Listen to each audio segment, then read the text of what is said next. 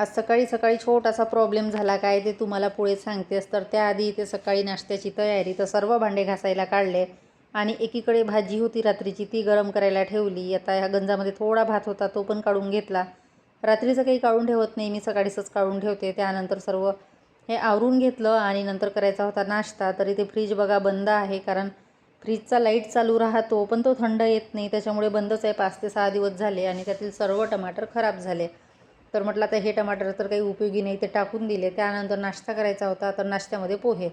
आता पोहे ही फक्त रुचीपुरतेच करणार आहे, कारण मला तर आवडत नाही फारसे आणि तिचे बाबा ते भाजी पोळी खाऊन घेतात. त्यानंतर ही जे भांडे होते देवाजवळचे ते घासायला ठेवले. त्यानंतर कामे आटोपली. आता भांडे लावायची आणि स्वयंपाक करायचा. तरी ते भांडे लावायला घेतले. आता हे एक बरं आहे की रॅक वरती नाही, खाली रॅक आहे, खाली बसून निवांत भांडे लावता येतात. त्यानंतर स्वयंपाकाची तयारी. तर स्वयंपाकाचा सिंपल असा बेत होता.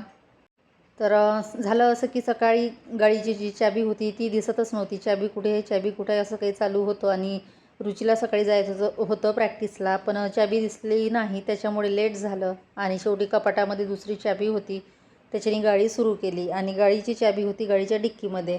सामान काढलं असेल गाडीमधलं आणि चाबी त्याच्यामध्ये पळून गेली आणि लॉक झालं ते, त्याच्यामुळे राहून गेलं. आणि असं आता याच्यानंतर म्हणजे याच्या आधी 2-3दा तसं झालेलं आहे. तर बरं झालं दुसरी चाबी होती म्हणून, नाही तर असा प्रॉब्लेम आमच्याकडे गाडीच्या चाबीचा नेहमीच होतो. छोटीशी जरी वस्तू असली ना तरी ती जरी चाबी हरवली तर सगळं आपलं जाण्या येण्याचं ठप्प पडतं काम. तर असो. त्यानंतर बघा ह्या मिरच्या किती मोठ्या आहे, अगदी मोठ्या मोठ्या चाललेल्या होत्या. त्यानंतर इथे दुपारचा स्वयंपाक वगैरे आटोपला आणि इथे बघा ह्या फरशीवर छान अशी झाडाची सावली पडते, म्हणजे त्याला काय म्हणतात, पळछाया म्हणतात ती.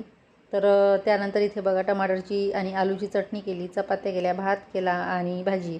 तर असं दुपारचं रुटीन होतं. आणि आता पाऊस आला तर कपडे असे तोरण घरामध्ये लावावे लागतात. तर चला मग इथेच व्हिडिओला एंड करते. भेटूया नेक्स्ट व्हिडिओमध्ये. तोपर्यंत बाय बाय.